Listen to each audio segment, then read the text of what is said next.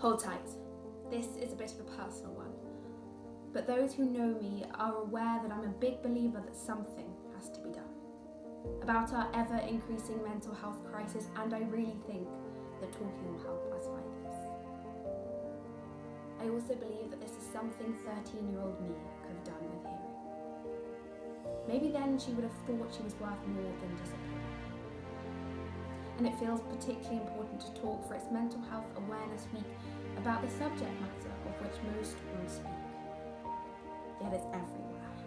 Right now, somewhere in this world, there is a young girl sat at the dinner table, desperate to find an excuse that will enable her to get up and go to the bathroom, to throw up her meal. She uses purging to cope with how she feels. A teenage guy is holding a razor blade to his arm. He finds pain relief in his self-harm. A father halfway across the world, dreading the thought of another day, his silent screams left unheard. And just like that dad, there are countless people dreading a new day. Granddads, aunties, children as young as 10 wanting to waste away. And we are being led astray by social media that only shows one's highlights reels. No one accurately portrays how they feel on an Instagram post or Facebook photo. There are children in every corner of the world going to school trying to hide their wrists, with voices in their head that just persist. And a multitude of normal people whose mental health illnesses look more subtle. Anxiety, comparison, just a daily struggle to find acceptance and happiness inside. It's everywhere. We are everywhere, 1 in 4, probably more.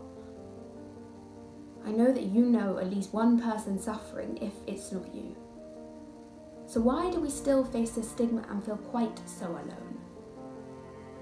Why can't I say that those struggles that I face, the ones that can't be shown, have turned my life and those around me upside down, but have given me a strength and a courage, and I now have a way around them. This is why it feels so important to me to open the conversation up, give a voice to those things that we are all too quick to cover up. Because if we don't, where will that get us?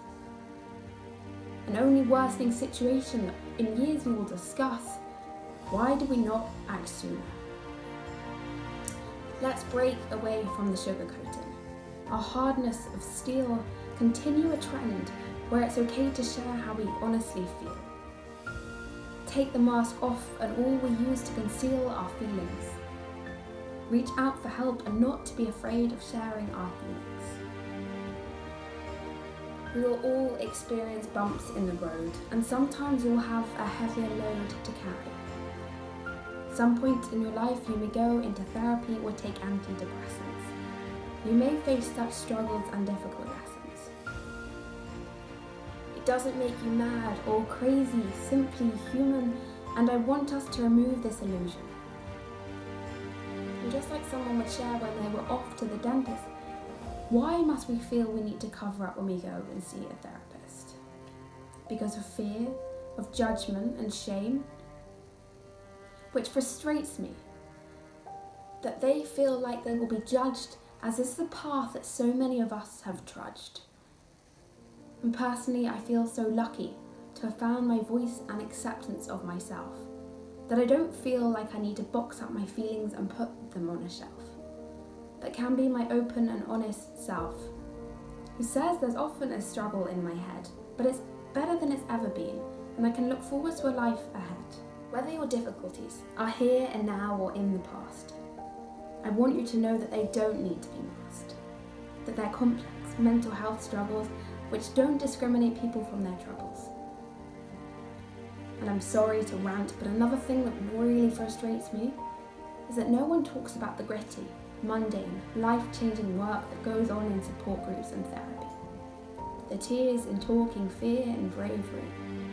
It's not just reaching an end goal of being recovered, but it's turning up for yourself again and again, stopping unhealthy coping mechanisms, learning to abstain. It's standing in front of dreaded mirrors, having difficult conversations and avoiding your triggers, changing your mindset bit by bit, and it will feel difficult and it won't feel like you've made it. But slowly and surely you'll learn you're just enough the way you are. Only then you'll be able to look back and see how far you've come. The young girl sat at the dinner table. You are so much more than your outward appearance or your fear of the future and need for control. There's a bright future ahead of you waiting to unfold. To the teenage guy, this pain won't last forever. You know what it feels like to be alone, but you're truly never. There are a world of people waiting for you to discover. And to the dad, who feels like living is a burden, you're special, you're loved, and you're like no other person. And to all of you, wherever you are on this journey of life, whatever your struggles and strives, they're important and valid and worth talking about, and they won't disappear by blocking them out.